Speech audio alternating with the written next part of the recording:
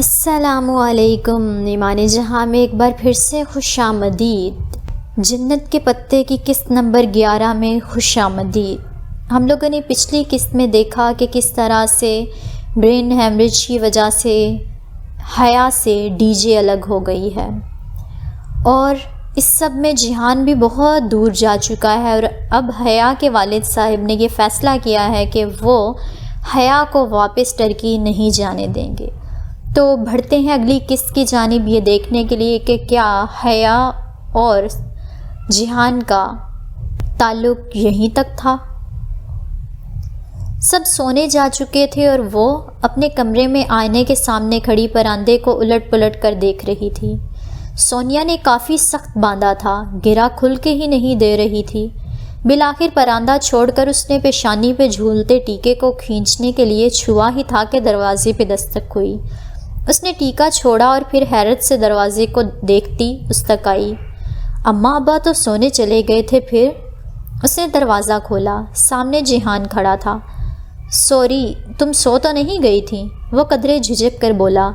سیاہ ٹراؤزر کے اوپر آدھی آستین والی ٹی شرٹ پہنے وہ وہی ترکی والا جہان لگ رہا تھا۔ نہیں، تم بتاؤ، خیریت؟ ہاں، ابھی میں لاؤنج میں بیٹھا تھا تو وہ فرقان ماموں کی بیٹی آئی تھی۔ ارم؟ اس نے ذرا حیرت سے سوالیہ ابرو اٹھائی۔ ہاں وہی، تمہارا فون اور پرس میز پہ رکھا تھا۔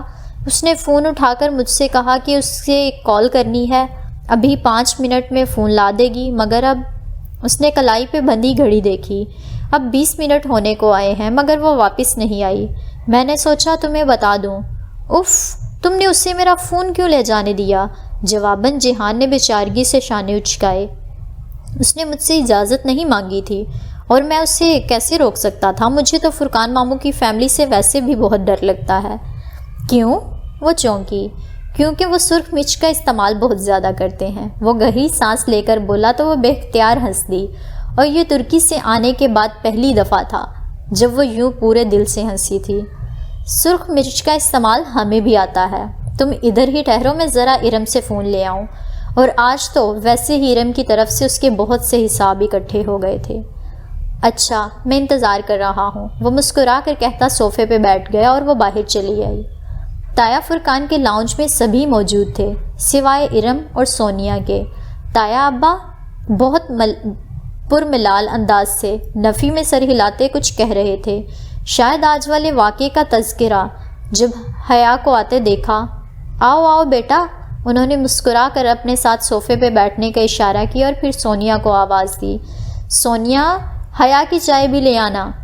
جی اچھا ابا، سونیا نے جواباً کچن سے آواز لگائی۔ نہیں تایا ابا، میں چائے نہیں پیوں گی، بس اب سونے ہی جا رہی تھی، وہ بے تکلفی سے کہتی تایا ابا کے ساتھ صوفے پہ آ بیٹھی۔ ان کے گھریلو سیاستیں اور وقتی تند و تیکھی باتیں ایک طرف، تایا فرقان اس سے پیار بھی بہت کرتے تھے، اور آج مہوش کی بدتمیزی پہ جہان دکھی تھے۔ انہوں نے اس کی بدتمیزی کے باعث حیا کی قدر بھی بہت محسوس ہوئی تھی۔ ابا سو گئے تمہارے؟ جی، کب کے؟ میں بس ذرا ارم سے فون لینے آئی تھی۔ فون؟ کیوں؟ تایا ابا بری طرح چونکے۔ سائمہ تائی بھی ٹھٹک کر اسے دیکھنے لگی۔ ارم کو کوئی کال کرنی تھی تو میرا فون لے کر گئی تھی، مگر ابھی مجھے اپنی فرینڈ کو میسج کرنا ہے سو سوچا فون لے لوں۔ وہ بہت سادگی سے کہہ رہی تھی۔ تایا کے چہرے کا رنگ فوراً ہی بدل گیا، نرمی کی جگہ سختی نے لے لی۔ ارم، ارم، انہوں نے بلند آواز میں پکارا۔ جی ابا، وہ دوپٹہ سنبھالتی بھاگتی ہوئی آئی، مگر حیا کو بیٹھے دیکھ کر اس کا رنگ ایک دم سے فک ہوا۔ حیا کا فون اسے واپس دو، تایا نے اسے کڑی نگاہوں سے گھورتے ہوئے بڑے ضبط سے کہا۔ جی میں فضا کو میسج کرنا تھا تو وہ ہکلا گئی۔ تایا اتنی شعلہ بار نگاہوں سے اسے دیکھ رہے تھے کہ وہ رکی نہیں، الٹے قدموں واپس مڑی اور چند ہی لمحوں بعد فون لا کر حیا کو تھمایا اور ساتھ ہی ایک کینہ توز نگاہ اس پر ڈالی، گویا کچا چبا جانا چاہتی ہو۔ وہ جواباً سادگی سے مسکرا دی۔ تھینک یو، میں چلتی ہوں، آپ لوگ چائے انجوائے کریں۔ وہ فون لے کر وہاں سے اٹھائی اور وہ جانتی تھی کہ اب چائے انہوں نے خاک انجوائے کرنی تھی۔ واپس لاؤنج میں آتے ہوئے اس نے موبائل کی لاگ چیک کیا۔ میسیج اور کال لاگ بالکل کلیئر تھا، سارا کال ریکارڈ غائب۔ ارم کی بچی؟ اسے ارم پہ بے پناہ غصہ آیا۔ کال ریکارڈز میں موجود تمام نمبرز اس کے پاس محفوظ ہی تھے، البتہ جب وہ ترک فون ریسٹورنٹ میں چھوڑ آئی تھی بیوقدہ جانے سے قبل، تو اس کے اسی پاکستانی موبائل پہ عبد الرحمن پاشا کا فون آیا تھا۔ اس کا نمبر اس نے محفوظ نہیں کیا، وہ بس کال لوگ میں پڑا رہ گیا تھا، اب وہ مٹ گیا تھا۔ چلو خیر، اس نے کون سا کبھی ARP کو کال کرنی تھی۔ جہان صوفے پہ اسی طرح بیٹھا تھا، اسے آتے دیکھ کر اٹھ کھڑا ہوا۔ کیسے ملا؟ مرچوں کے استعمال سے۔ اس کی نگاہیں حیا کے ہاتھ میں پکڑے موبائل پہ تھیں۔ نہیں، جہاں شکر کے استعمال سے بات بن جائے وہاں مرچیں ضائع نہیں کرتے۔ ویسے پاکستان کے لوگ دل کے بہت ہی اچھے ہیں۔ ایک کزن بغیر پوچھے فون اٹھا لیتی ہے، ایک بہت عزت سے بغیر کھانا کھلائے گھر سے نکالتی ہے، اور ایک کھانا بھی نہیں پوچھتی۔ او خدایا! اس نے بے اختیار ماتھے کو چھوا۔ تم نے کھانا نہیں کھایا؟ کہاں کھاتا، وہاں تو ابھی لگا ہی نہیں تھا، اور یہاں گھر کے دونوں خواتین نے پوچھا ہی نہیں۔ وہ اس کی بات مکمل ہونے سے قبل ہی بھاگ کر جلدی سے کچن کی طرف آئی اور فریج کھولا۔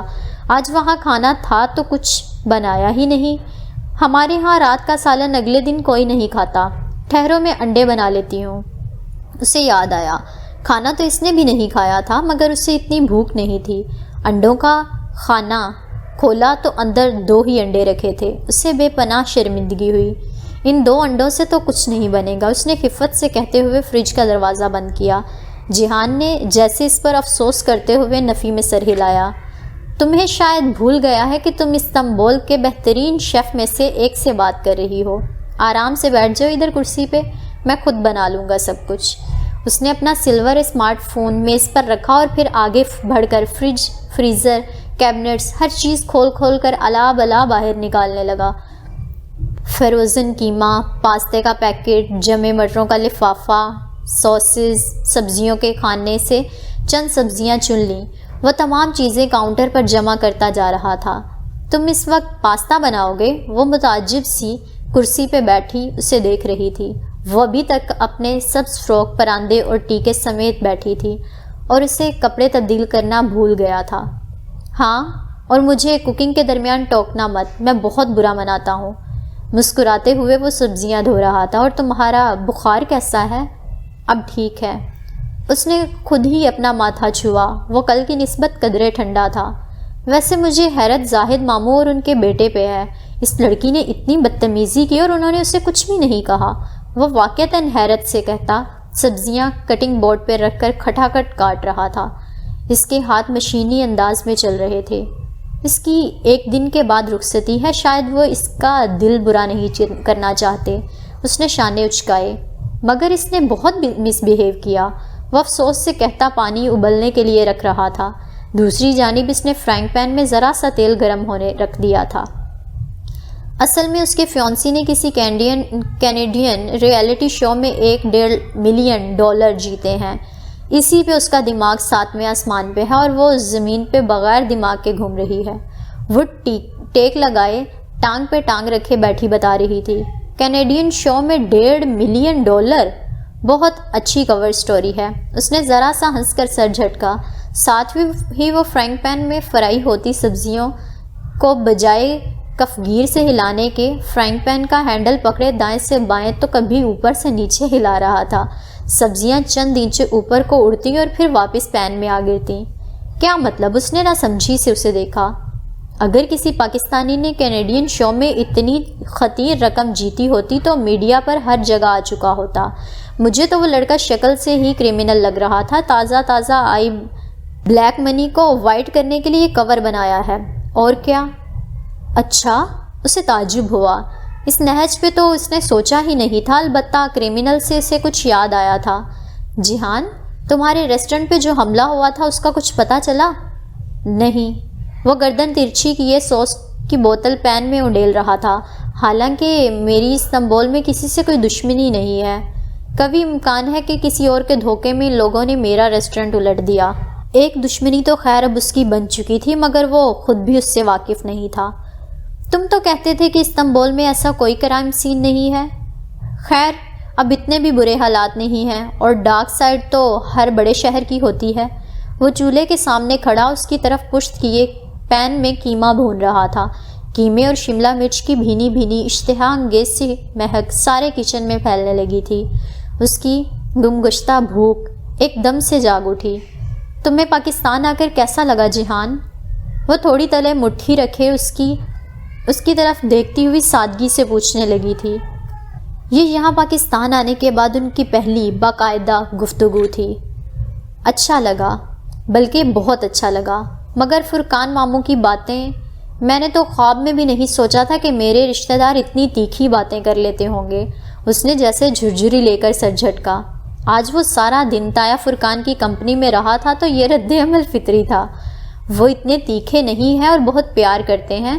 ہم لوگوں سے بس ان کے اپنے نظریات ہیں جو اتنے سخت ہیں، اور اگر کوئی ان پہ پورا نہ اترے تو وہ اسے گریڈنگ بہت نیچے کر دیتے ہیں۔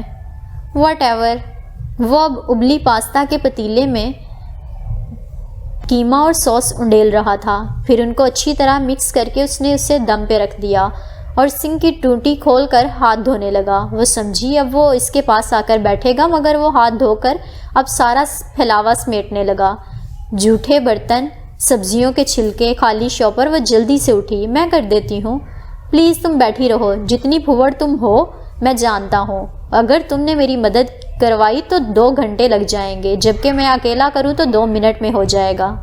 ٹھیک ہے، خود ہی کرو، وہ قدرے خفگی سے کہتی دوبارہ بیٹھ گئی، اور واقعی اس نے 2-3 منٹ میں ہر چیز اپنی جگہ پر رکھ دی تھی۔ چند ایک برتن جو پکانے کے دوران میلے ہوئے تھے وہ دھل کر اسٹینڈ میں لگ گئے اور سلیب چمکا دیے گئے۔ وہ بندہ کمال کا تھا۔ تم کب سے ریسٹورنٹ چلا رہے ہو؟ اب تو بہت عرصہ ہو گیا۔ اچھا، میں برتن لگاتا ہوں، تم سلیمان ماموں کو بلاؤ، انہوں نے بھی کھانا نہیں کھایا تھا۔ ارے ہاں، وہ ماتھے پہ ہاتھ مارتی اٹھی، پھر نگاہ اس کے سلور اسمارٹ فون پہ پڑی جو میز پہ رکھا تھا۔ تمہیں پتہ ہے ڈی جے کو تمہارا فون بہت پسند تھا۔ وہ ہمیشہ کہتی تھی کہ جیحان سے کہنا جب اپنا یہ 1-2 لاکھ کا فون پھینکنا ہو تو سبانچی کے باہر ہی پھینکے۔ وہ اداسی سے مسکرا کر بولی تو وہ ہنس دیا۔ ویسے یہ اس کے لگائے گئے تخمینے سے کہیں زیادہ مہنگا ہے۔ اچھا، اسے ذرا حیرت ہوئی۔ ویسے جیحان اتنا قیمتی فون کیوں خریدا تم نے؟ خریدا نہیں تھا، گفٹ ملا تھا، اسپیشل گفٹ۔ وہ مسکرا کر جیسے کچھ یاد کر کے بولا۔ کس نے دیا تھا؟ Some one special. اچھا جاؤ، ابھی ماموں کو بلا لاؤ۔ وہ ٹال گیا تو وہ شانے اچکاتی وہاں سے چلی آئی۔ ابا کا دروازہ بجا کر وہیں سے بلا کر وہ واپس لاؤنج میں آئی تو وہ وہاں میز پر پلیٹیں اور گلاس رکھ رہا تھا۔ وہ بڑے صوفے پہ بیٹھی اور ریموٹ اٹھا کر ٹی وی چلا دیا۔ جس وقت ابا ذرا حیران سے باہر آئے، جیحان پاستا کی ڈش اٹھائے کچن سے نکل رہا تھا اور وہ مزے سے اپنے کامدار جوڑے میں ٹانگ پہ ٹانگ رکھے بیٹھی چینل بدل رہی تھی۔ ابا ان کو دیکھ کر جلدی سے اٹھی اور جیحان کے ہاتھ سے ٹرے لے لی۔ سوری ماموں، ہم نے آپ کو اٹھا دیا، آپ نے کھانا نہیں کھایا تھا سو۔ ادھورا چھوڑ کر اس نے ان کی طرف پلیٹ بڑھائی۔ Thank you. ابا نے قدرے نہ سمجھی سے کھانے کو دیکھا اور پھر حیا کو۔ یہ تم نے بنایا ہے؟ نہیں، جیحان نے۔ وہ مسکراہٹ دبا گئی۔ ویسے ماموں یہ اٹالین ریسپی نہیں ہے، ذرا دیسی سٹائل میں بنایا ہے جیسے ممی بناتی ہیں۔ آپ کو پاستا میں قیمہ پسند ہے نا؟ ممی نے بتایا تھا مجھے۔ سلیمان صاحب چونک کر اسے دیکھنے لگے۔ اس کو دل توڑنے کا فن آتا تھا تو ٹوٹے ہوئے دلوں کو دوبارہ جوڑنے کا، انہیں جیتنے کا فن بھی آتا تھا۔ وہ اپنی جگہ بیٹھی رہ گئی۔ اسے اب احساس ہوا تھا کہ وہ رف اور ٹف سا بندہ تو بھوکا بھی سو جاتا، مگر رات کے 1 بجے اگر اس نے اتنا اہتمام کیا تھا تو صرف اور صرف ابا کے لیے، کیونکہ اسے یاد تھا کہ ابا نے کھانا نہیں کھایا تھا اور اسے شاید احساس ہو گیا تھا کہ وہ اس سے ذرا کھنچے سے رہتے ہیں۔ اور حیا کو خود اب یاد آیا تھا کہ قیمہ والا پاستا ابا کا پسندیدہ تھا۔ وہ جانتی تھی کہ اس عمل سے جیحان نے اپنے اور ابا کے درمیان حائل برف کو پگھلانے کی کوشش کی تھی۔ پاستا بہت مزے کا تھا، منہ میں جاتے ہی گھل جانے والا۔ سلیمان صاحب نے تعریف نہیں کی، مگر ان کے چہرے سے ظاہر تھا کہ انہیں اپنا یوں خیال کیا جانا اچھا لگا تھا۔ وہ خود بھی بہت شوق سے کھا رہی تھی۔ ڈی جے کے بعد یہ پہلا کھانا تھا جو اس نے دل سے کھایا تھا۔ کونیا میں 2 لڑکیوں کا اغوا۔ ٹی وی اسکرین پر BBC چل رہا تھا اور جو خبر نیوز کاسٹر نے پڑھی اس پہ ان تینوں نے چونک کر سر اٹھایا۔ کونیا ترکی کا شہر تھا، جلال الدین رومی کا شہر۔ جیہان نے بجلی کی سی تیزی سے ریموٹ اٹھایا اور چینل بدل دیا۔ کیا کہا اس نے؟ کونیا؟ ابا جو ہاتھ روک کر اسکرین کو دیکھنے لگے تھے، چینل تبدیل ہونے پہ الجھ کر جیہان کو دیکھا۔ وہ سادگی سے مسکرا دیا۔ نہیں کونیا نہیں، اس نے کہا تھا کینیا۔ اور لینا؟ وہ ریموٹ ایک طرف رکھ کر انہیں پھر سے سرو کرنے لگا۔ ابا نے ذرا تذبذب سے سر ہلایا، گویا وہ اپنی سماعت کے دھوکہ دینے پہ الجھے ہوئے تھے۔ حیا نے جیہان کو دیکھا اور جیہان نے اسے، پھر دونوں زیر لب مسکرا دیے۔ ابھی وہ ابا کے سامنے ترکی کا امیج گرا نہیں سکتے تھے۔ بارات کے لیے وہ میرج ہال کی جانب رواں دواں تھے۔ ابا ڈرائیور کو کہہ رہے تھے کہ وہ آج خاموش نہیں تھے، بلکہ فرنٹ سیٹ پہ بیٹھے جیہان کو سڑک کی اطراف میں گزرتی جگہوں کے بارے میں مختصر فکروں میں آگاہی دے رہے تھے۔ وہ بھی جواباً کوئی مختصر سا جواب دے دیتا تھا۔ وہ آج بھی اتنا ہی کم گو تھا جتنا 2 روز قبل، مگر وہ برف کی دیوار پگھل گئی تھی۔ وہ پچھلی نشست پہ بیٹھی لاتعلق سی باہر دیکھ رہی تھی۔ اسے ڈی جے کے بغیر یوں ان خوشی کی تقریبات میں شرکت کرنا سخت برا لگ رہا تھا۔ وہ اندر ہی اندر احساس جرم کا شکار تھی۔ ابھی اسے بچھڑے دن ہی کتنے ہوئے تھے، مگر مجبوری تھی، جانا تو تھا۔ وہ آج بھی خاص تیار نہیں ہوئی تھی۔ کاجل اور نیچرل لپسٹک کے علاوہ کوئی میک اپ نہیں کیا تھا۔ بال یوں ہی کھلے چھوڑ دیے، جیولری بھی نہیں پہنی۔ ضرورت بھی نہیں تھی کہ اس کی لمبی ٹخنوں سے بالشت بھری اونچی قمیض کے گلے پہ کافی کام تھا۔ وہ شفون کی قمیض تھی اور اس کا رنگ آلو بخارے کے چھلکے کا سا تھا۔ قمیض کا گلا گردن تک بند تھا اور گردن سے لے کر 2 بالش نیچے تک سیاہ اور آلو بخارے کے رنگ کے چھوٹے بڑے ہر سائز کے نگ لگے ہوئے تھے۔ ان کی جھلملاہٹ بہت خوبصورت تھی۔ نیچے ہم رنگ سلک کا پاجامہ تھا اور آستینیں کلائیوں تک آتی چوڑی دار تھیں، لیکن آج بھی اسے کل کی طرح اپنے لباس کی خوبصورتی سے قطعاً دلچسپی نہ تھی۔ میرج ہال کے باہر بارات ابھی اتری تھی۔ داخلی دروازے پہ خاصا رش تھا۔ سجی سنوری زیورات، قیمتی ملبوس اور خوشبوؤں میں رچی بسی لڑکیاں اور خواتین گاڑیوں سے نکل کر اپنے بال اور میک اپ ٹھیک کرتی دروازے کی جانب بڑھ رہی تھیں۔ رضا اور زاہد چچا وہاں کھڑے خوش اخلاقی سے مسکراتے مہمانوں کو ویلکم کر رہے تھے۔ اسے پتا تھا کہ مہوش کی کل والی بات کو آج بھلا کر سب شادی میں شرکت کریں گے، اور واقعی یہ ہو رہا تھا۔ کار رکنے پہ اس نے دروازہ کھولا اور باریک ہیل باہر پتھریلی زمین پہ رکھی۔ بے اختیار اسے اپنی ٹوٹی ہوئی سرخ ہیل یاد آئی۔ سر جھٹک کر وہ باہر نکلی اور پرس سنبھالتے ہوئے دروازہ بند کیا۔ ابا، جیہان اور اماں ایک ساتھ میرج ہال کے داخلی دروازے کی جانب بڑھ رہے تھے، اور وہ بھی وہیں چلی جاتی اگر جو اس کے پاؤں میں وہ پتھر آ کر نہ لگتا۔ آؤچ! اس نے کراہ کر پیر ہٹایا۔ وہ بجری کا چھوٹا سا ٹکڑا تھا۔ اس نے گردن اٹھا کر ادھر ادھر دیکھا۔ وہ مخالف سمت سے آیا تھا، جہاں پارکنگ میں گاڑیاں کھڑی تھیں، اور کسی نے بہت طاق کر اسے مارا تھا۔ ان گزرے 3-4 ماہ میں اسے اتنا اندازہ تو ہو گیا تھا کہ اس کے ساتھ اتفاق نہیں ہوتا تھا۔ اس نے متلاشی نگاہوں سے سم دیکھا اور پھر ٹھہر سی گئی۔ پارکنگ کے پیچھے سے ایک ہیولا سا نکلا اور اس کی جانب بڑھنے لگا۔ چند لمحے تو وہ اپنی جگہ سے ہل نہیں سکی۔ رات کی تاریکی میں پارکنگ ایریا کے اونچے پولز کی زرد بتیوں نے مدھم سی روشنی بخش رکھی تھی۔ اس روشنی میں 2 صاف دکھائی دے رہا تھا یا دے رہی تھی، بھڑکتا ہوا نیلا زرد تار دوپٹہ ہم رنگ جوڑے کے اوپر پہنے۔ وہ دوپٹے کا پلو چہرے پہ ذرا سا ڈالے، سانس دانتوں سے دوپٹے کو یوں پکڑے ہوا تھا کہ دور سے اس پہ کسی عورت کا گمان ہوتا تھا۔ چہرے کو سفید پینٹ کیے، گہرے آئی میک اپ، سرخ چون سی لپسٹک اور سنہرے بالوں کی وگ لگائے وہ اس کی طرف چلتا آ رہا تھا۔ وہ اسے ایک نظر میں ہی پہچان گئی تھی، پنکی۔ اس نے ہراساں نگاہوں سے گردن موڑ کر دور ہال کی طرف دیکھا۔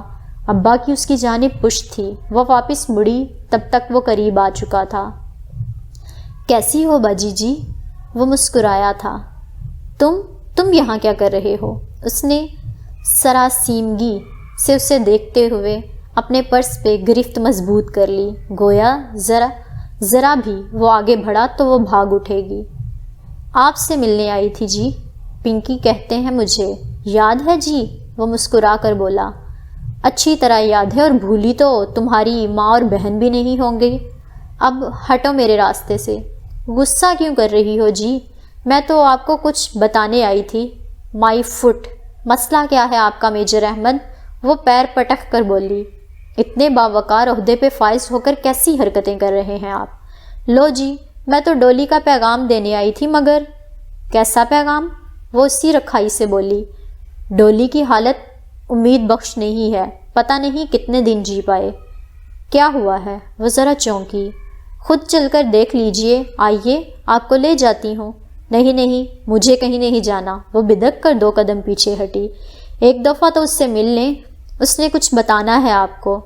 مجھے کچھ نہیں جاننا۔ تم لوگوں کی ساری معلومات مجھے یار پئی کی ماں سے مل گئی تھیں، تلخی سے کہتے ہوئے اس نے پھر سے پلٹ کر دیکھا۔ بارات کے مہمان اندر کی جانب بڑھ رہے تھے، کوئی اس طرف متوجہ نہ تھا۔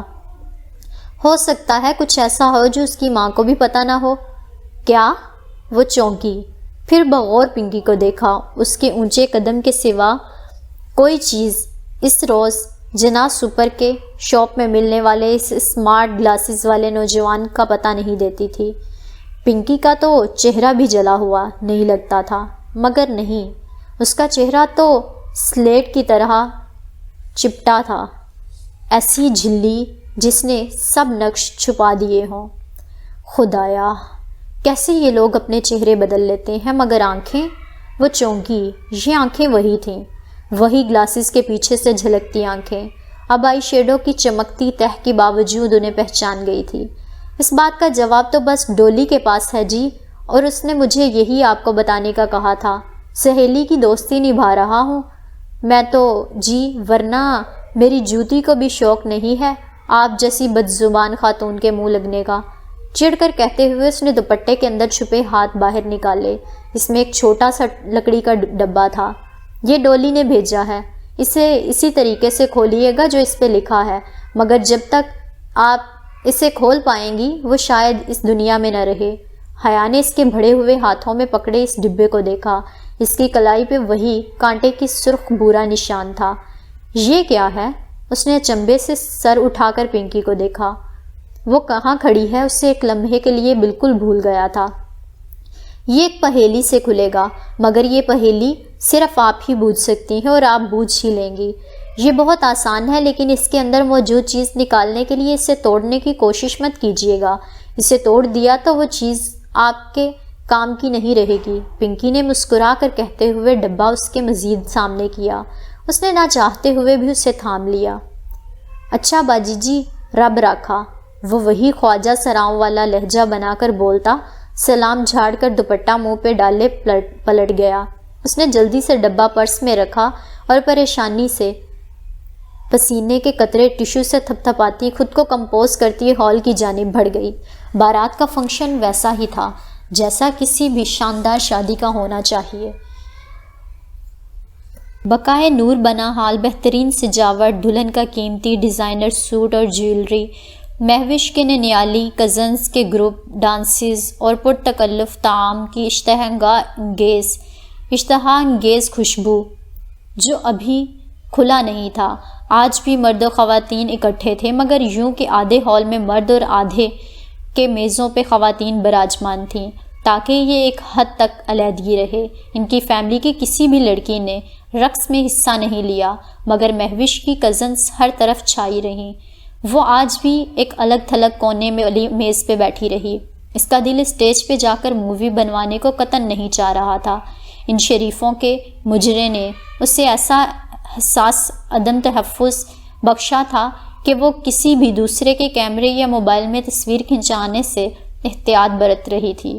یہ موویز اور تصاویر کہاں کہاں نہیں گھومتی ہوں گی۔ اس نے جھرجھری لے کر سر جھٹکا۔ اتنے بڑے ہال میں کوئی بھی اس کی جانب متوجہ نہ تھا۔ وہ ویسے بھی اس میز پہ اکیلی بیٹھی تھی۔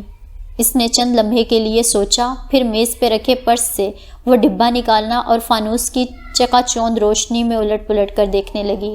وہ 1 ہاتھ جتنا لمبا اور 5 انچ موٹا مستطیل ڈبہ تھا۔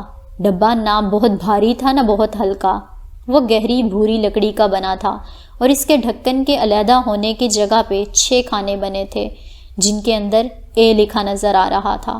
اس نے ایک اے پہ انگلی رکھ کر نیچے کو رگڑا تو اے نیچے چلا گیا اور بی سامنے آ گیا، اور اسے نیچے کرتی گئی ان 6 خانوں میں پوری انگریزی کے حروف تہجی لکھے تھے، جیسے عموماً بریف کیسز پہ ایسے اسٹرپس لگی ہوتی ہیں جو 3 زیروز پہ کھل جاتی ہیں، ویسے ہی اس باکس کو کھولنے کے لیے کوئی 6 حرفی لفظ سامنے لانا تھا۔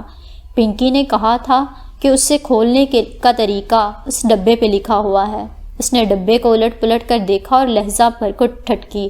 اسے ڈھکن کے اوپری سطح پر کچھ کھدا ہوا نظر آیا تھا۔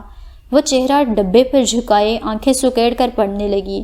وہ بہت باریک انگریزی میں لکھا ایک فقرہ تھا۔ Into the same river, no man can enter twice. ایک ہی دریا میں کوئی شخص 2 دفعہ نہیں اتر سکتا۔ اس نے الجھن بھرے انداز میں وہ فقرہ دہرایا۔ کیا یہی وہ پہیلی تھی جس کا ذکر پنکی نے کیا تھا؟ مگر یہ پہیلی تو نہیں لگتی، اس میں تو کوئی سوال نہ تھا، بس ایک سادہ سا فقرہ تھا۔ السلام علیکم حیا۔ آواز پر اس نے کرنٹ کھا کر گردن اٹھائی اور ساتھ ہی گود میں رکھے ڈبے پہ دوپٹہ ڈالا۔ سامنے شہلا کھڑی تھی، سیاہ عبایا کے اوپر سبز اسکارف کا نقاب انگلیوں سے تھامے، اپنے ازلی نرم انداز میں مسکراتے ہوئے۔ وعلیکم السلام شہلا بھابی، کیسی ہیں آپ؟ آئیں بیٹھیں۔ وہ سنبھل کر اٹھی اور جلدی سے ڈبہ پرس میں ڈال کر ان سے گلے ملی۔ میں ٹھیک ہوں، تم سناؤ، مجھے علم نہیں تھا کہ تم آئی ہوئی ہو، وہ رسان سے کہتی ساتھ والی کرسی پہ بیٹھی۔ پھر ابھی فاطمہ پھپھو نے تمہاری فرینڈ کا بتایا، really sorry for that. D J کے ذکر پر اس کے سینے میں ایک ہوک سی اٹھی، وہ پھر سے افسردہ ہو گئی۔ پتہ نہیں شہلا بھابی اللہ تعالیٰ کی کیا مرضی تھی۔ میری ایک ہی دوست تھی ترکی میں اور وہ میری تمام دوستوں سے بڑھ کر ہو گئی تھی۔ بہت دعا کی میں نے اس کے لیے، مگر کوئی دعا قبول ہی نہیں ہوئی، نہ چاہتے ہوئے بھی شکوہ لبوں پہ آ گیا۔ اللہ تمہیں صبر دے گا، ہم سب ہیں نا تمہارے ساتھ۔ شہلا نے اس کا ہاتھ نرمی سے دبایا۔ سبین آنٹی کا بیٹا بھی آیا ہے؟ جی وہ ادھر ہی ہے۔ اس نے نگاہوں کا زاویہ موڑا تو شہلا نے تعاقب میں دیکھا۔ اسٹیج کے قریب وہ سلیمان صاحب کے ساتھ کھڑا تھا۔ سیاہ ڈنر سوٹ میں ملبوس اس کی مقناطیسی شخصیت بہت شاندار لگ رہی تھی۔ سلیمان صاحب اس کے شانے پہ ہاتھ رکھے کسی سے اس کا تعارف کروا رہے تھے اور وہ دھیمے انداز میں مسکرا رہا تھا۔ آج وہ اس کے ساتھ اتنے مطمئن اور مسرور لگ رہے تھے کہ گویا روہیلا واپس آ گیا ہو۔ بہت اچھا ہے ماشاءاللہ۔ تھینکس۔ وہ لمحے بھر کو جھجکی۔ شہلا بھابی ایک بات کہوں؟ ساس نے آپ کی اتنی خوبصورت بری بنائی تھی اور آج بھی آپ نے انہی میں سے کوئی سوٹ پہنا ہوگا۔ اس طرف تو عورتیں ہی ہیں، آپ کا عبایا، کیا مطلب ہے آپ کے کپڑے تو نظر ہی نہیں آ رہے۔ وہ رک کر ہچکچاتے ہوئے بولی تھی۔ داور بھائی کی مہندی پہ اس نے بہت کھنکدار لہجے میں شہلا کو نقاب اتارنے کے لیے کہا تھا، مگر آج اس کی آواز میں وہ کھنک مفقود تھی۔ جواباً شہلا بہت تھکن سے مسکرائی تھی۔ کیا فرق پڑتا ہے حیا، اتنے مردوں کو اپنے کپڑے دکھا کر مجھے کیا مل جائے گا؟ تو نقاب ہی اتار دیں۔ اس کا لہجہ بہت کمزور تھا، اس نے نقاب ڈھیلا بھی نہیں کیا۔ حیا نے پھر نہیں کہا، اس سے کہا ہی نہیں گیا۔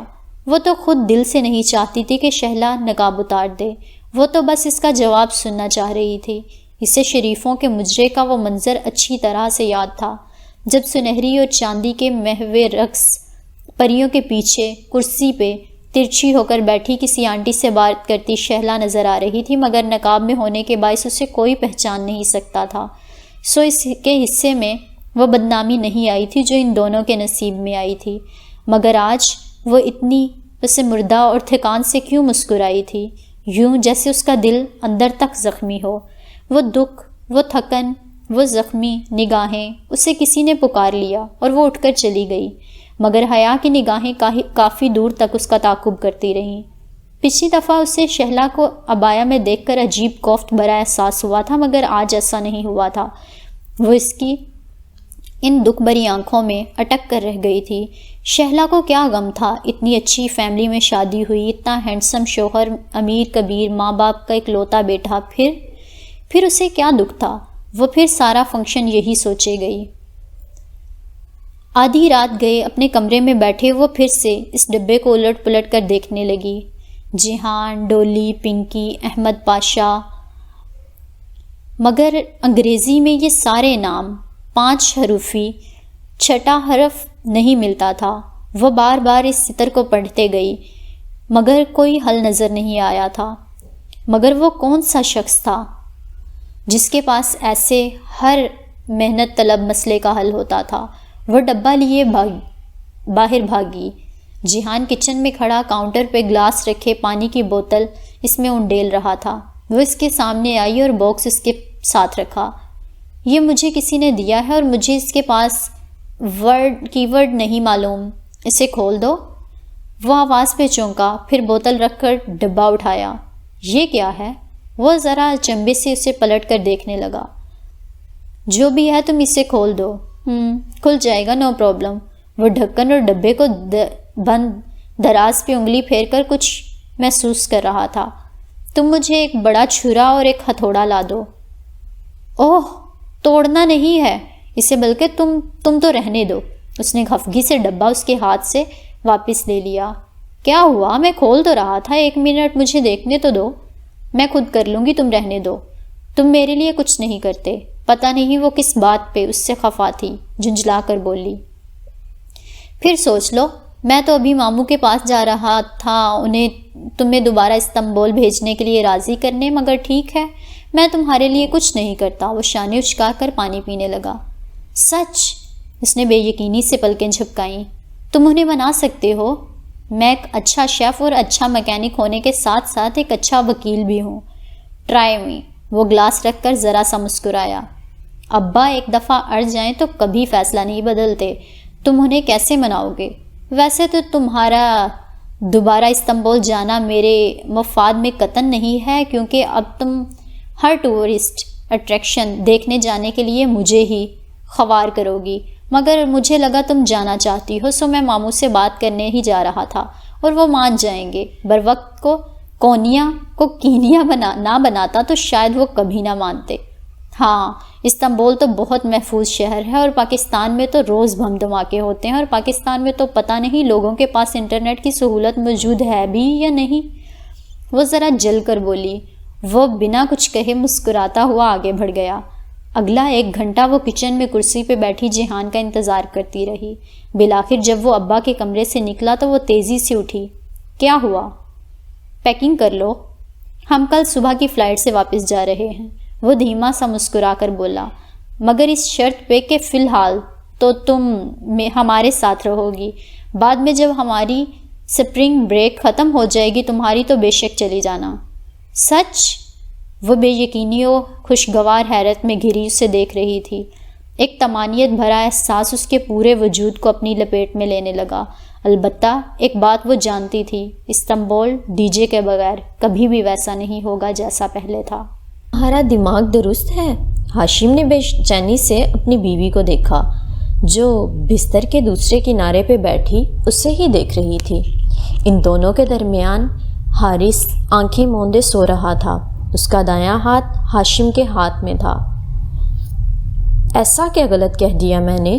وہ جی بھر کر کوفت کا شکار ہوئی۔ تم پاگل ہو گئی ہو؟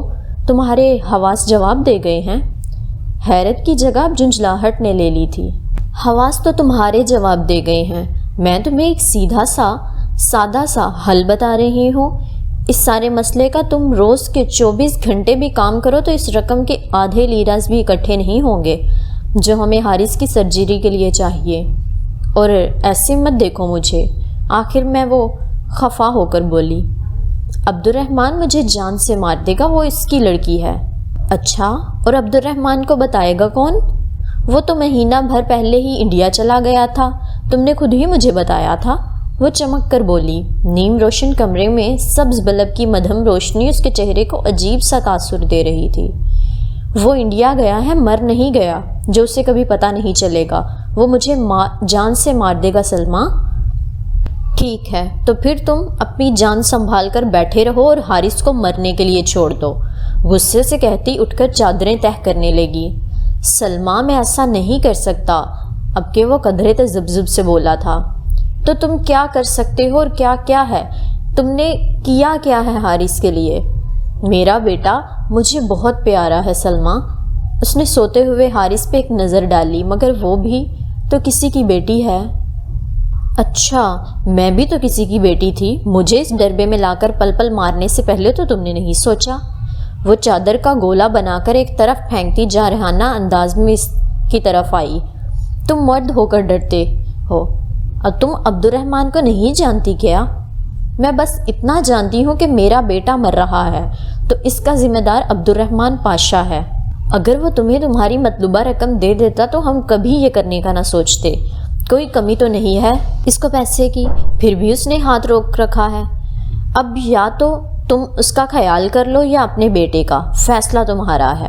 سلمیٰ کے نقوش مدھم روشنی میں بگڑے بگڑے دکھائی دے رہے تھے۔ اس وقت یوں تیز تیز بولتی وہ میک بدھ کی چوتھی جادوگرنی لگ رہی تھی۔ ہاشم تذبذب میں کھڑا اسے دیکھے گیا۔ وہ جو کہہ رہی تھی وہ اتنا مشکل کام تو نہ تھا، مگر وہ جہان کے ساتھ سیدھی اس کے گھر آئی تھی۔ پھر کھانا کھا کر اس نے اجازت چاہی۔ اس کا سارا سامان بانجی کے ڈورم میں رکھا تھا، اور جس افراتفری میں وہ گئی تھی سوائے چند چیزوں کے کچھ بھی نہیں اٹھایا تھا۔ پھپھو نے اصرار کیا کہ وہ چھٹیاں ختم ہونے تک ان کے پاس رک جائے، مگر وہ کل آنے کا وعدہ کر کے اٹھ کھڑی ہوئی۔ میں تو پھر کہوں گی کہ رک جاؤ۔ پھپھو ذرا خفا ہوئی تھیں۔ پھپھو میں کل آؤں گی نا، پرومس۔ اب چلتی ہوں۔ ٹھیک ہے مگر کل ضرور آنا۔ جہان ٹشو سے ہاتھ صاف کرتے ہوئے ڈائننگ ٹیبل سے اٹھا۔ اس کی آنکھیں اور ناک گلابی پڑ چکے تھے۔ سرد گرم علاقوں کے مابین سفر کا موسمی اثر تھا شاید، کہ استنبول پہنچتے پہنچتے اس کو فلو بخار میں تبدیل ہو گیا تھا۔ آؤ میں تمہیں چھوڑ دیتا ہوں، صرف ٹاکسم تک چھوڑنا، آگے میں گورسل پکڑ لوں گی۔ میں اس بانچی تک چھوڑ دوں گا، نو پرابلم۔ وہ چابی پکڑتے جیکٹ پہنتے ہوئے بولا۔ نہیں، اس بخار میں تم سے 45 منٹ کی ڈرائیو کروائی تو 45 دن تک تم جتاتے رہو گے۔ ویسے بھی مجھ پہ تمہارے احسان بہت جمع ہو گئے ہیں، اتنے سارے کیسے اتاروں گی؟ وہ اپنے سینے پہ بازو لپیٹتے کھڑی مسکراتے ہوئے کہہ رہی تھی۔ اتارنے کے لیے کس نے کہا ہے؟ وہ ذرا سا مسکرا کر دروازے کی جانب بڑھ گیا۔ وہ اس کی پشت کو دیکھے گئی۔ وقت گزرنے کے ساتھ ساتھ جہان کا رویہ اس کے ساتھ نرم پڑتا جا رہا تھا۔ پاکستان میں پہلے وہ 2 دن تو لا تعلق رہا، شاید اس کے لیے دونوں کو ٹھیک سے بات کرنے کا موقع ہی نہیں مل رہا تھا، مگر پھر اس نے خود ہی کچھ محسوس کیا، تبھی وہ خود آگے بڑھا اور ان کے درمیان کھڑی سرد دیوار ڈھا دی۔ لیکن کیا وہ اس کے لیے وہ محسوس کرتا تھا جو وہ اس کے لیے کرتی تھی؟ کیا اسے ان کا وہ بھولا بسرا رشتہ یاد تھا جس کے متعلق اس گھر میں کوئی بات ہی نہ کرتا تھا؟ ابھی کچھ دن وہ اس کے گھر رہے گی تو ان سارے سوالوں کے جواب جاننے کی کوشش ضرور کرے گی۔ اس نے تہیہ کر لیا تھا۔ ٹاکسم اسکوائر کا مجسمہ آزادی اسی طرح تھا جسے وہ چھوڑ کر گئی تھی۔ مجسمے کے گرد گول چکر میں اگی گھاس پہ سرخ، سفید اور زرد ٹیولپس کھلے تھے۔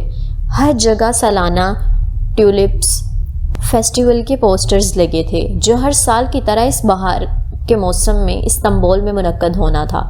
ٹیولپ کا پھول استنبول کا سمبل تھا، مگر ان کی دل فریب مہک میں ڈوبا ٹاکسم اسکوائر حیا کو خزاں آلود لگ رہا تھا۔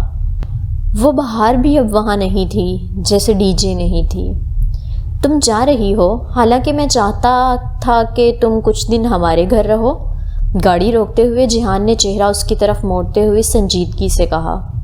میں کل آ جاؤں گی، مگر کل تک میں سبانچی، اپنا ڈورم بلوک، جھیل اور ہر جگہ جہاں میں اور ڈی جے اکٹھے گئے تھے ایک دفعہ پھر سے دیکھنا چاہتی ہوں۔ اکیلے، بالکل اکیلے۔ میں ان بیتے لمحوں میں پھر سے جینا چاہتی ہوں۔ مت کرو، تمہیں تکلیف ہوگی۔ بہت تکلیف سہ لی، اب اس سے زیادہ تکلیف مجھے نہیں مل سکتی۔ اس نے بھیگی آنکھوں کو انگلی سے صاف کرتے ہوئے کہا۔ اوکے۔ اس نے سمجھ کر سر ہلا دیا۔ اس کے چہرے پہ ابھی تک نکاہت تھی، وہ واقعی بیمار لگ رہا تھا۔ جہان چلا گیا اور وہ مجسمہ آزادی کے گرد اگھی گھاس کے قریب جا کھڑی ہوئی۔ وہ گھاس کا گول قطع اراضی دراصل یوں تھا جیسے کوئی چپٹا رکھا گول سا سبز پھول ہو جس کی سبز پتیاں بنی ہوں، اور ہر دو پتیوں کے درمیان ایک سیدھی روش تھی جو مجسمے تک لے جاتی تھی۔ یوں 4 گزرگاہیں مجسمے تک لے جاتی تھیں۔ ٹاکسم کے ہر پھول، ہر پتھر، ہر بادل پہ جیسے یادیں رقم تھیں۔ وہ اس کا اور ڈی جے کا 0 پوائنٹ تھا، مین اسٹاپ۔ تقریباً ہر دوسرے روز وہ ادھر آتی تھیں۔ گورسل انہیں یہیں جو اتارا کرتی تھی۔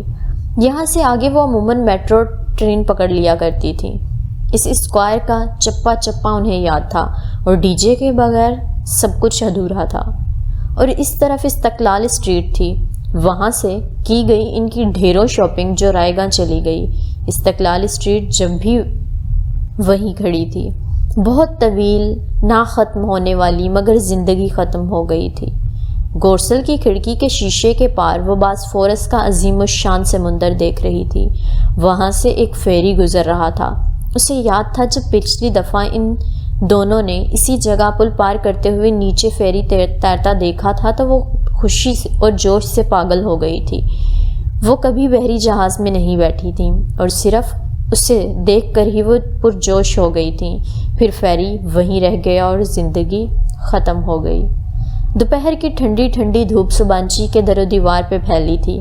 ڈورم بلاکس تقریباً ویران پڑے تھے۔ اسپرنگ بریک ابھی ختم نہیں ہوا تھا اور اسٹوڈنٹس اپنے اپنے ٹورز پہ تھے۔ اسے کسی کو اطلاع دینے کا ہوش ہی نہیں تھا، مگر پاکستان روانگی والے دن جانے حالے کو کسی نے بتایا اور پھر سب کے فون آنے لگے۔ معتصم، حسین، ٹالی، سارا، لطیف، انجم باجی سب اس سے برابر فون کرتے رہے تھے، مگر وہ سب یقیناً ابھی واپس نہیں آئے تھے۔ وہ اپنے ڈورم بلاک کا گول چکر کھاتی سیڑھیاں چڑھنے لگی۔ جب وہ سبانچی آئی تھی تو ان زینوں پہ برف جمی ہوئی تھی، اب وہ برف باہر لے گئی تھی۔ اس نے گردن اٹھا کر بالکنی کے بلب کو دیکھا اور پھر اداسی سے مسکرا دی۔ کتنا ڈر گئے تھے وہ پہلے دن جب یہ بلب خود بخود جل اٹھا تھا کہ پتہ نہیں یہاں کون سے جن بھوت ہیں۔ نکلے ہم وہی پاکستان کے پینڈو، حالے کے یہ بتانے پہ کہ یہ ٹیکنالوجی کا کرشمہ ڈی جے اس کے جانے کے بعد کتنی ہی دیر افسوس کرتی رہی تھی۔ اس نے ڈورم کا لاک کھولا۔ کمرہ سنسان پڑا تھا، صاف ستھرا بنے ہوئے بستر، میز پہ ترتیب سے رکھی چیزیں۔ ڈی جے کے بنک کی میز البتہ خالی تھی، اس کی ساری چیزیں حیا نے اس کے بھائی کو پیک کر کے دے دی تھیں۔ وہ کھڑکی میں آ کھڑی ہوئی اور سلائڈ کھولی۔ گڈ ماں، اس نے کہنا چاہا مگر آواز گلے میں اٹک گئی۔ آنسوؤں نے اس کا گلا بند کر دیا تھا۔ دور کہیں کسی بلاک سے ڈی جے کو جواب دینے والے لڑکے نے اتنے دن کی غیر حاضری پہ کچھ تو سوچا ہوگا، مگر شاید خود بھی اسپرنگ بریک پہ ہو۔ اب وہ آئے گا تو اس سے کوئی آواز نہیں آئے گی۔ اسے کیا معلوم کہ اب ساری آوازیں ختم ہو گئیں۔ گڈ مارننگ ڈی جے، اس نے کھڑکی میں کھڑے بھیگی بے حد مدھم آواز سے ڈی جے کو پکارا۔ آنسو اس کی پلکوں سے ٹوٹ کر چہرے پہ لڑک رہے تھے۔ جواب نہیں آیا، اب جواب کبھی نہیں آئے گا۔ وہ پلٹ کر اپنے بنک کی طرف آئی اور شانے سے پرس اتار کر اپنی میز پہ رکھا، پھر زپ کھول کر اندر سے لکڑی کا وہ چھوٹا سا ڈبہ نکالا۔ اس کا جواب ابھی اسے ڈھونڈنا تھا۔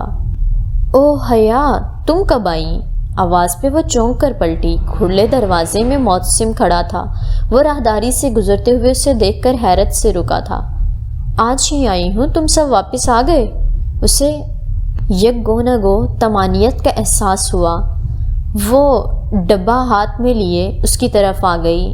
نہیں، وہ سب تو ابھی کونیا میں ہیں، مجھے ذرا کام تھا اس لیے آیا تھا۔ وہ دانستہ لمحہ بھر کو رکا۔ مجھے ابھی تک یقین نہیں آ رہا کہ خدیجہ اتنا اچانک کیسے ہوا؟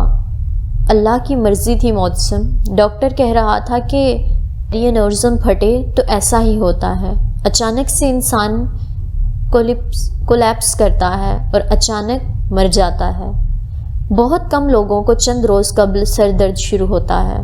ڈی جے کو بھی ہوا تھا مگر اس نے میگرین سمجھ کر نظر انداز کر دیا اور پھر سب ختم ہو گیا. دوستوں کو کھونا بہت تکلیف دہ ہوتا ہے، میں سمجھ سکتا ہوں. وہ دونوں اسی طرح چوکھٹ پہ کھڑے تھے. میں تو تب سے یہی سوچ رہا ہوں کیا زندگی اتنی غیر یقینی ہوتی ہے؟ ایک لمحے پہلے وہ میرے ساتھ تھی اور اگلے لمحے موسم وہ نہیں تھی. موم بتی کے شعلے کی طرح بے ثبات زندگی جو ذرا سی پھونک سے بجھ جائے، لمحے بھر کا کھیل تھا.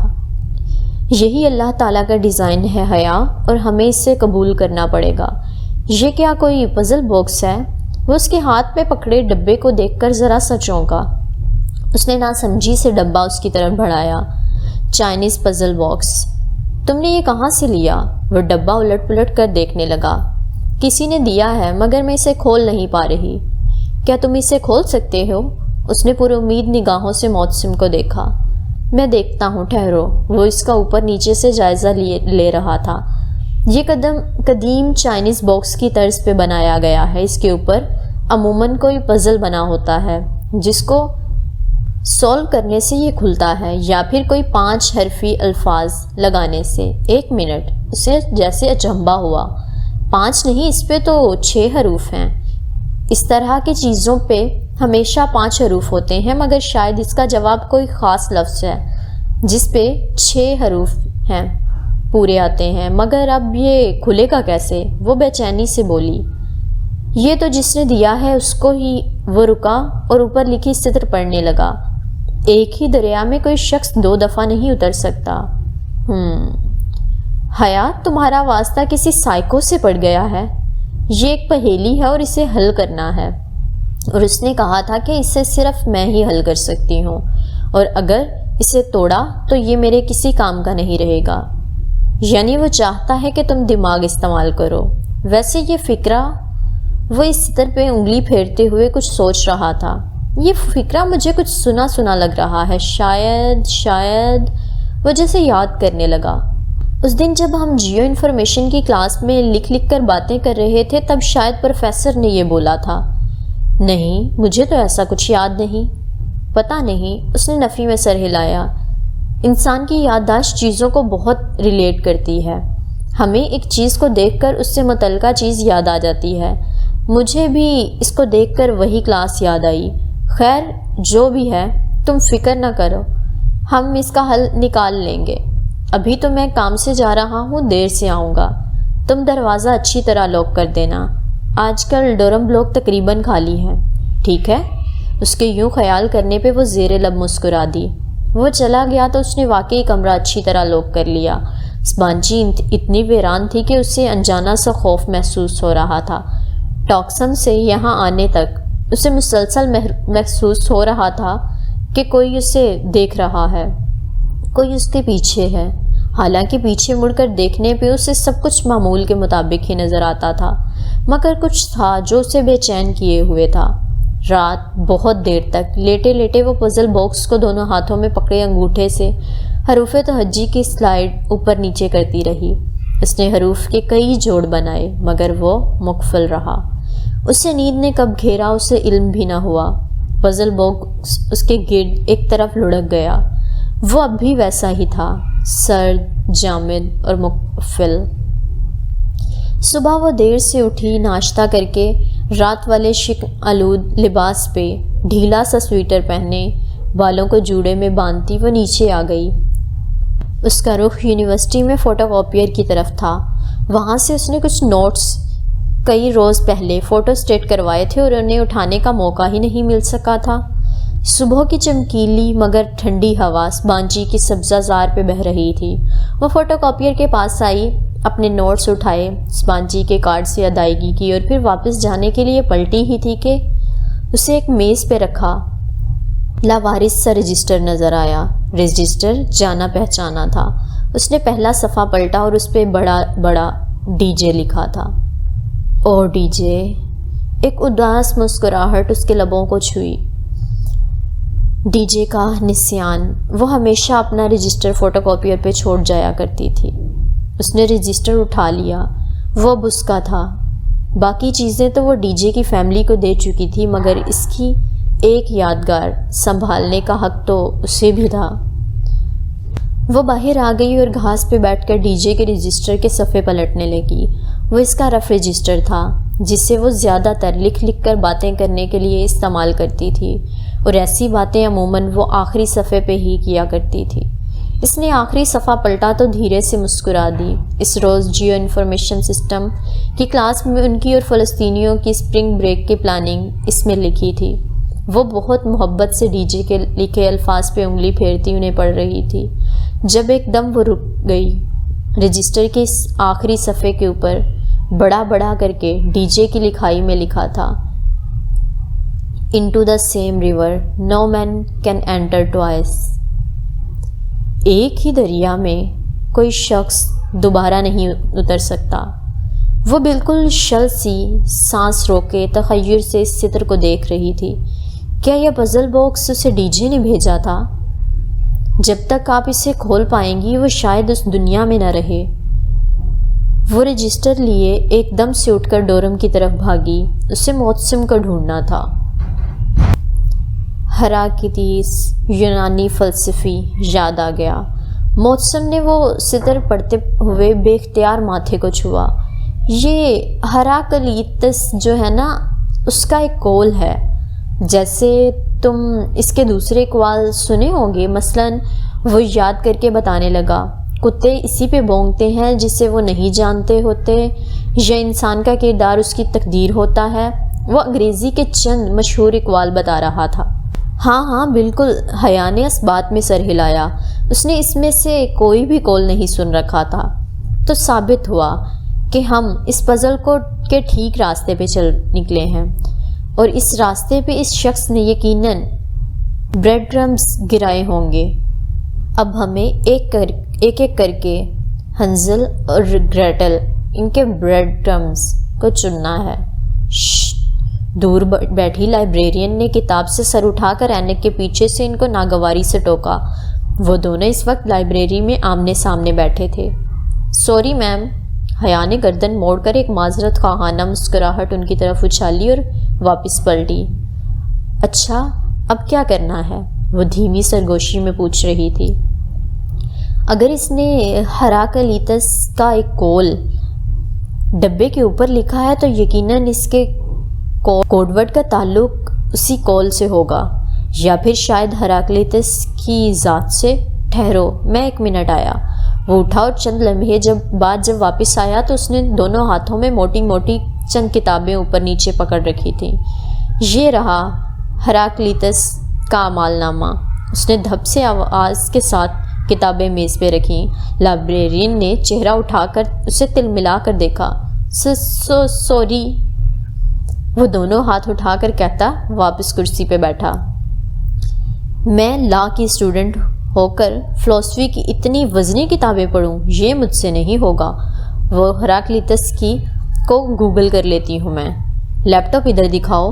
اس نے سارے رکھے معتصم کے لیپ ٹاپ کا رخ اپنی طرف گھمایا اور پیڈ پہ انگلیاں رکھیں۔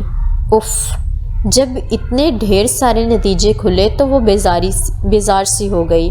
اسے جلدی سے کوئی جواب چاہیے تھا اور بس جلدی سے وہ باکس کھولنا چاہتی تھی۔ اتنے لمبے لمبے ڈاکیومنٹس پڑھنے کا حوصلہ اس میں نہیں تھا۔ ادھر لاؤ، میں پڑھ کر تمہیں مین پوائنٹس بتاتا ہوں۔ اس کی کوفت دیکھ کر معتصم نے لیپ ٹاپ اپنی طرف گھمایا اور پھر اسکرین پہ نگاہیں دوڑاتے ہوئے پڑھنے لگا۔ اچھا، ہراکلیتس کا تعلق ایشیا مائنر سے تھا، خاصا بد مزاج فلسفر تھا، اپنے علاقے میں چیف پریسٹ بھی رہا ہے اور بہت خاندانی بھی تھا، بڑے بڑے فلسفیوں کو خاصی حقارت سے دیکھا کرتا تھا۔ اس کے خیال میں ہومر کو بھرے چوک میں لے جا کر درے مارنے چاہیے، اور ہیسائڈ اتنا جاہل ہے کہ اسے دن اور رات کا فرق نہیں پتہ۔ ہراکلیتس کے مشہور اقوال یہ ہیں: گدھے سونے پہ گھاس کو ترجیح دیتے ہیں، کتے ہر اس شخص پہ بھونکتے ہیں جسے وہ نہیں جانتے، اور بس کر دو معتصم ورنہ میں پاگل ہو جاؤں گی۔ اس نے جھنجھلا کر لیپ ٹاپ کی اسکرین ہاتھ سے دبا کر فولڈ کر دی۔ معتصم ہنس دیا، پھر اپنا موبائل نکالا۔ لطیف رات کو آ گیا تھا، اس کا ایک سائیڈ کورس فلسفی ہے، اس کو بلاتا ہوں۔ لطیف کو ادھر آنے اور اس کو ساری بات سمجھنے میں 15 منٹ لگے گا۔ اب وہ معتصم کے ساتھ والی نشست پہ بیٹھا سوچتے ہوئے اس پزل باکس کو دیکھ رہا تھا۔ وہ کیتھولک اور خالصتاً ڈچ تھا، مگر افغانستان میں پیدائش کے وقت لطیف کے نام پہ اس کا نام رکھا تھا، اور چونکہ اس کو پہلی خوراک ایک مسلمان نرس نے دی تھی، سو لطیف ذہنی اور اخلاقی طور پر ان فلسطینی لڑکوں جیسا ہی لگتا تھا۔ میں تو ہراکلیتس نامہ سن کر تنگ آ گئی ہوں، اور اس کے یہ کتوں، گدھوں اور حیا نے باکس کی طرف اشارہ کیا۔ دریاؤں والے اقوال میری سمجھ سے تو باہر ہیں۔ 1 منٹ، لطیف ذرا چونکا۔ وہ کتوں اور گدھوں والے اس کے اقوال ہوں گے، مگر یہ دریا والا صرف اس کا قول نہیں، بلکہ اس کی مشہور زمانہ فلسفی ہے، فلکس فلسفی۔ تم نے سن تو رکھی ہوگی۔ میں ہراکلیتس کا نام آج پہلی دفعہ سن رہی ہوں۔ کجا کہ اس کی فلسفی۔ اوہ، تم نے کیا بلکہ ہر کسی نے یہ فلسفی سن رکھی ہے۔ یہ محاورہ تو تم جانتی ہو نا کہ پلوں کے نیچے سے بہت سا پانی گزر چکا ہے۔ ہاں، اس نے اس بات میں سر ہلایا۔ لطیف آگے ہو کر بتانے لگا، یہ محاورہ دراصل ہراکلیتس کے اسی فلسفی کا نچوڑ ہے۔ وہ کہتا ہے کہ کوئی بھی شخص ایک ہی دریا میں 2 دفعہ نہیں اتر سکتا، یعنی کہ جب انسان ایک دفعہ پانی میں قدم رکھ کر نکالتا ہے تو وہ پانی آگے بہہ جاتا ہے۔ پانی اور انسان دونوں ہر لمحہ تبدیل ہوتے ہیں۔ وہ دوبارہ جغرافیائی لحاظ سے تو اسی دریا میں قدم رکھتا ہے، مگر نہ وہ خود ہی پہلے والا انسان ہوتا ہے اور نہ وہ دریا پہلے والا ہوتا ہے۔ سمجھ آئی؟ ہاں، اس نے اس بات میں سر ہلایا۔ اسے قطعاً سمجھ نہیں آئی تھی۔ نہیں، تمہیں سمجھ نہیں آئی۔ دیکھو، جب استنبول میں پہلے دن تم نے باسفورس کا سمندر دیکھا تھا، تب وہ سمندر نہیں تھا جب تم نے کل دیکھا۔ اب نہ تو تم وہ ہو اور نہ سمندر وہی ہے۔ ہر چیز لمحہ بلمحہ بدل جاتی ہے۔ یہ ہے ہراکلیتس کی فلسفی آف چینج۔ فلسفی آف چینج؟ حیا نے اس بات میں سر ہلاتے ہوئے باکس اٹھایا۔ اور تمہیں پتہ ہے چینج میں پورے 6 حروف ہوتے ہیں۔ اوہ ہاں، معتصم نے ذرا جوش سے ڈیسک پہ ہاتھ مارا۔ ادھر ادھر ٹیبلز پہ پڑھتے چند طلباء نے سر اٹھا کر دیکھا۔ Last time exchange students, librarian نے کڑی نگاہوں سے اسے دیکھتے ہوئے انگلی اٹھا کر وارننگ کی۔ معتصم نے فوراً سر جھکا دیا۔ وہ دبے دبے جوش سے حروف کی سائڈز اوپر نیچے کر رہی تھی، یہاں تک کہ اس نے پورا لفظ چینج لکھ لیا۔ اب یہ کھل جائے گا۔ مگر پزل باکس جامد رہا۔ اس کا مطلب ہے کہ کوڈ کچھ اور ہے، اور وہ کچھ ایسا ہے جسے صرف تم کھول سکتی ہو، کچھ ایسا جو صرف تمہیں ہی معلوم ہوگا۔ حیا، تم ہراکلیتس کی میٹا فزکس میں تو انٹرسٹڈ نہیں ہو؟ لطیف کچھ سوچ کر کہنے لگا۔ فی الحال تو میں صرف ٹاک سمجھانے میں انٹرسٹڈ ہوں، میرا خیال ہے میں تیار ہو جاؤں۔ وہ ہار مانتے ہوئے باکس لیے اٹھ گئی۔ ہم نے بھی ڈاک سمجھانا ہے اور ابھی گورسل نکلنے میں 1.5 گھنٹہ تو ہے، تم تیار ہو جاؤ تو اکٹھے چلتے ہیں۔ لکڑی کا وہ پزل باکس اس نے اپنے ڈورم کے لاکر میں رکھا، پھر اپنے کپڑے کھنگالنے لگی۔ جس افراتفری میں گئی تھی یہ یاد کہاں تھا کہ لانڈری کو کپڑے نہیں دیے۔ اس وقت جو ایک واحد استری شدہ جوڑا ہینگر پہ لٹکا تھا وہ اس کا سیاہ فراک تھا، جس کے اوپری پٹی سنہری سکوں سے بھری تھی، وہی جو وہ جہان کے استقلال اسٹریٹ میں دیے جانے والے ڈنر پر پہن کر گئی تھی۔ فی الحال وہ پھپھو سے پہلے اپنی میزبان آنٹی کے گھر جا رہی تھی، جنہوں نے پہلے روز ان کو کھانا کھلایا تھا۔ چونکہ وہ ایک طرح سے ڈی جے کے لیے ہی جا رہی تھی، سو یہ کام والا فراک مناسب نہ تھا، لیکن وہ اوپر سیاہ کوٹ پہن لے گی تو کام چھپ جائے گا، اور نیچے سے تو فراک سادہ ہی تھا۔ اس نے لباس بدل کر بال کیچر میں باندھے، پھر اپنے سنہری کلچ میں پاکستانی سلم سا موبائل ڈالا۔ کلچ چھوٹا سا تھا، اس میں ترک بھدا فون پورا نہیں آتا تھا، سو اس نے ترک فون کوٹ کی جیب میں رکھ دیا اور کلچ کی زنجیر کو ایک کندھے سے گزار کر دوسرے پہلو میں ڈال کر بڑی پن کے ساتھ فراک کی بیلٹ سے نتھی کر دیا۔ سنہری سکوں کے کام میں سنہری ستاروں والا پرس بالکل چھپ سا گیا تھا۔ کم از کم اب کوئی اس کا پرس چھین تو نہیں سکتا تھا نا۔ مسز عبداللہ کا پتہ اس کے پاس تھا، حالے سے ان کا نمبر لیے کر اس نے فون بھی کر دیا تھا۔ جب سے وہ ترکی آئی تھی اس نے ان کے گھر پلٹ کر نہیں گئی تھی، اب اسے لازمی جانا تھا۔ گورسل میں وہ درمیانی راستے والی نشست پہ بیٹھی تھی۔ راستے کے اس طرف محسن اور ایک طرف لطیف بیٹھا تھا۔ حیا کے بائیں طرف کھڑکی کے ساتھ والی نشست پہ ایک ترک لڑکی موجود تھی۔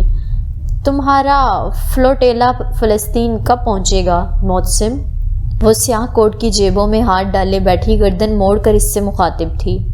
جون میں پہنچ جائے گا۔ اسرائیلی اسے داخل تو ہونے دیں گے نا؟